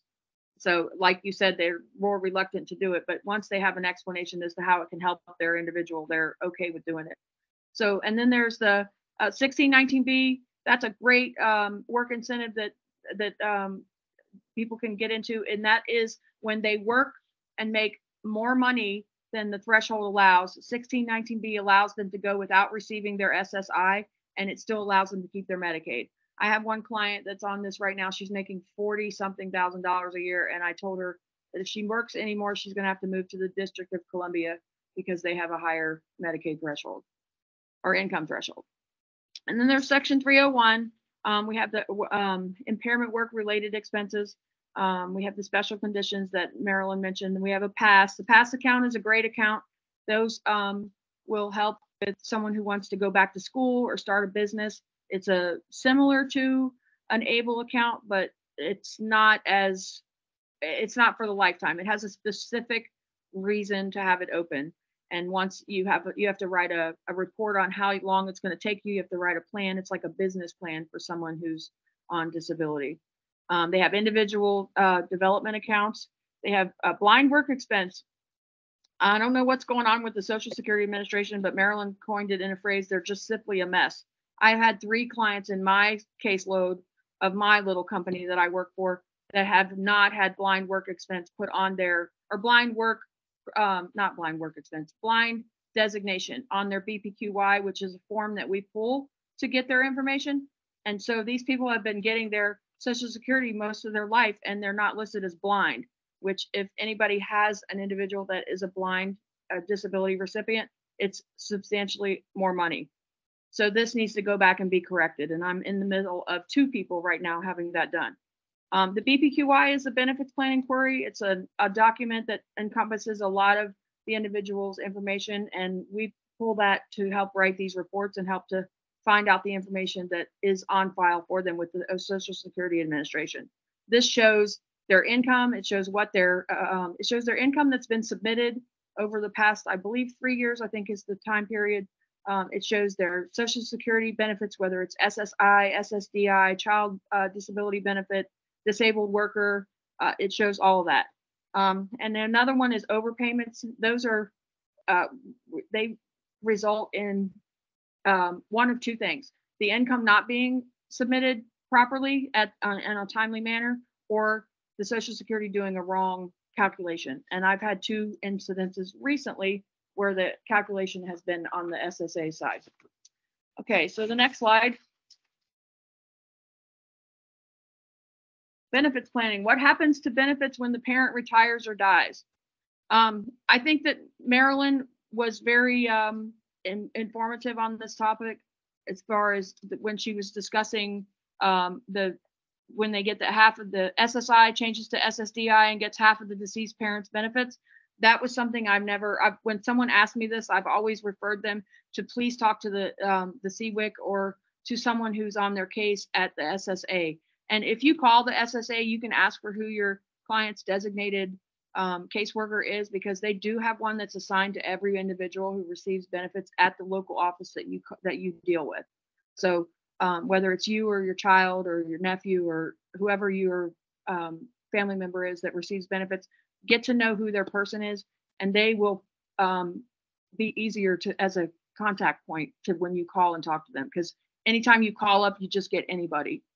So I would recommend when someone in your family passes away that has their child receiving their benefits, they should go before the SSA prior to them dying, so you know what's going to happen.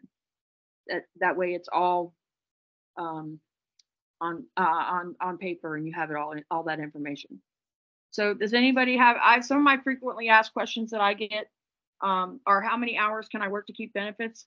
This is a commonplace question, and I always tell them it depends on the different scenarios of what you're working and how much you're making and how much your income is.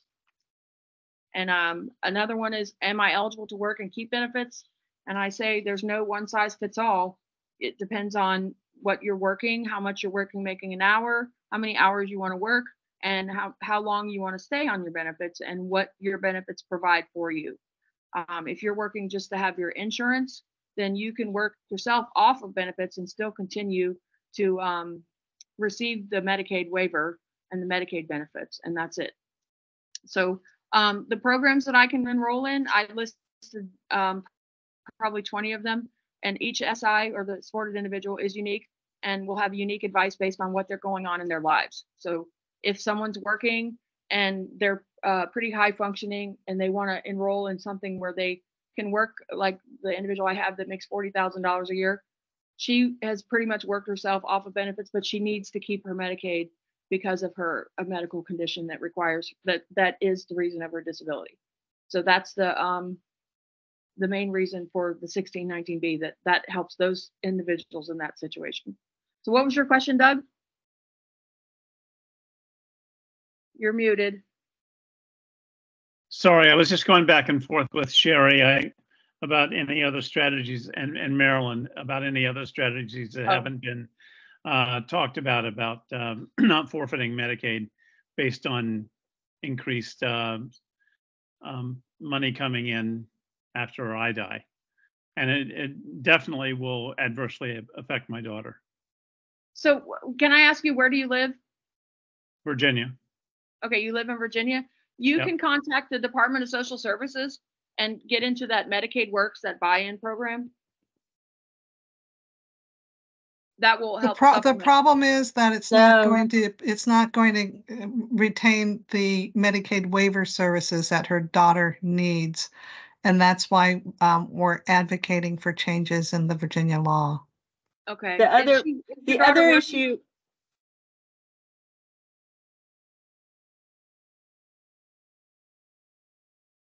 Go ahead, Marilyn.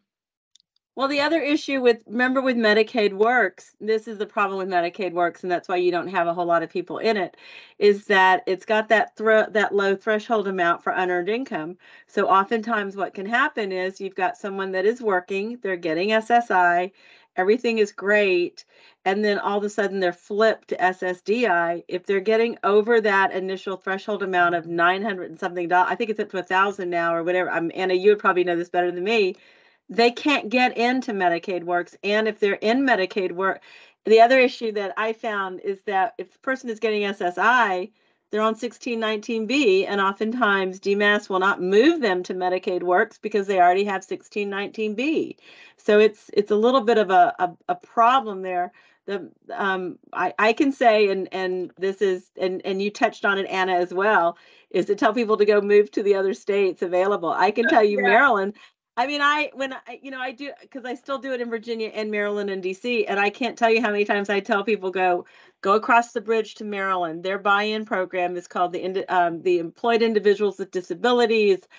literally the threshold amount is like $75,000.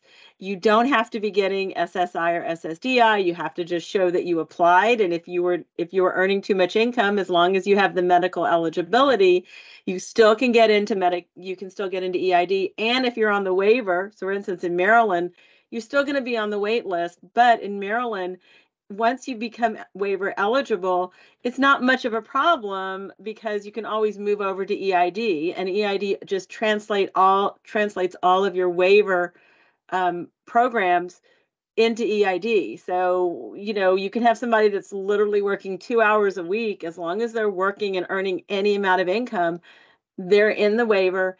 And on top of that, they can be on EID. The other issue too is that in Virginia, the way waiver calculates income is a 1-to-1 offset. They don't use those SSI calculations like that 2-to-1 that Anna talked about. So again, in Maryland, they do the calculation of for every $2 you earn, you lose $1 for waiver. So unfortunately, Virginia waiver eligibility rules and ongoing rules are really restrictive. They don't make it easy for people. We have a joke that runs through Virginia. This is Lucy will know this. It's like we're 46th for a reason, and it's there's a reason. We're one of the wealthiest states, we're one of the wealthiest regions, but we're 46th in terms of programs for people living with a disability. But it's even more draconian than that, because this doesn't even consider someone working and earning something just based on the so-called death benefit from me. Yeah. My daughter would be excluded from Medicaid. Does your daughter work? No. No. Is she in a group home? Yes. So then she also loses her safety net group home. Yeah. When you die. So you're not going to Yeah. take care of her either.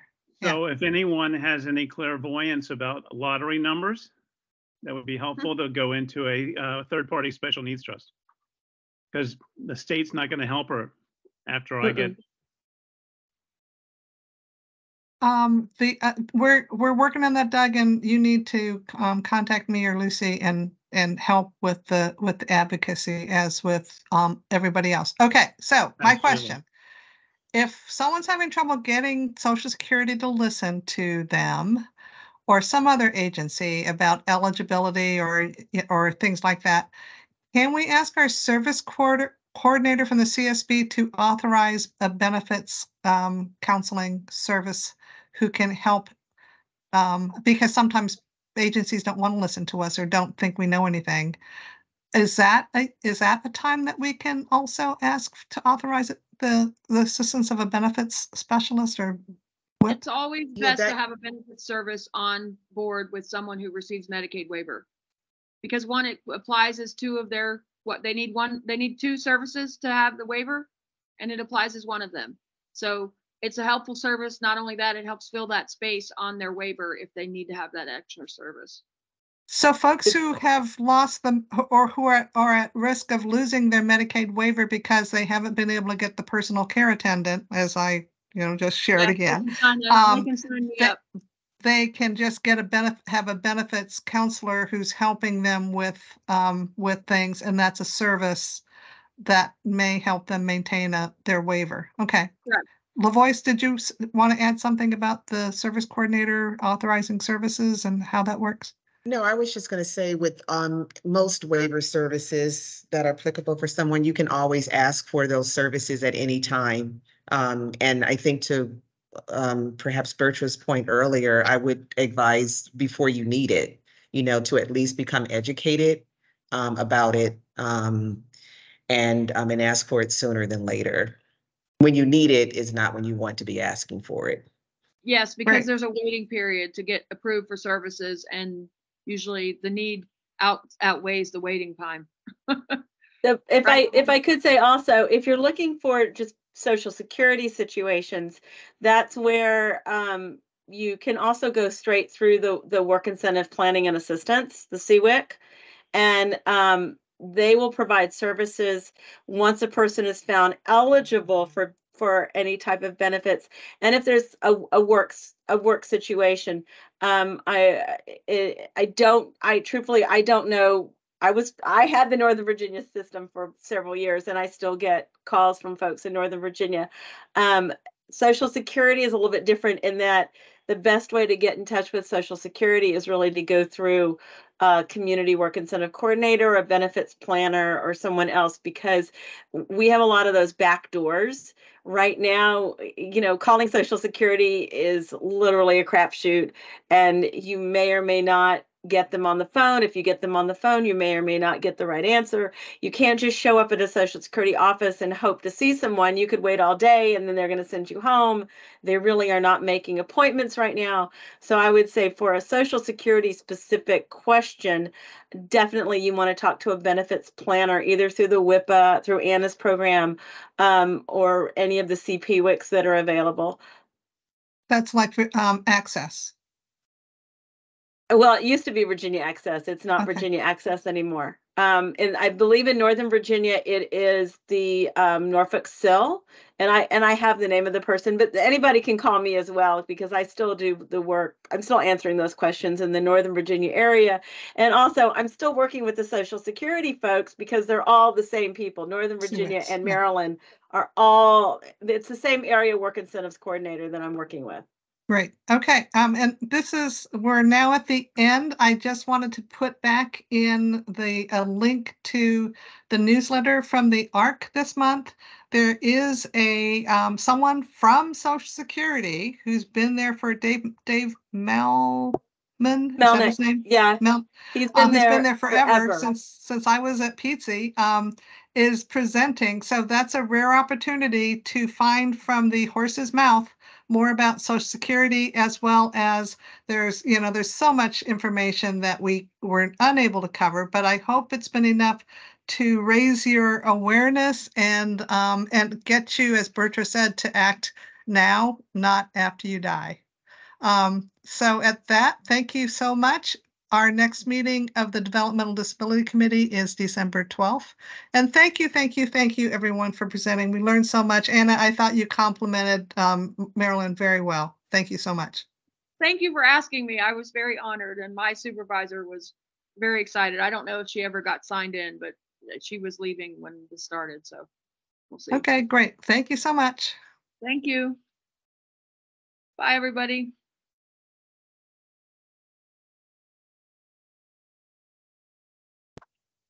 Bye-bye. Thanks, LaVoice.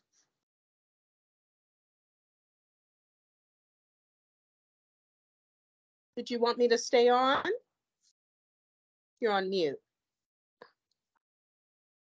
I think I can figure it out. I was just trying to go through the directions for recording the video.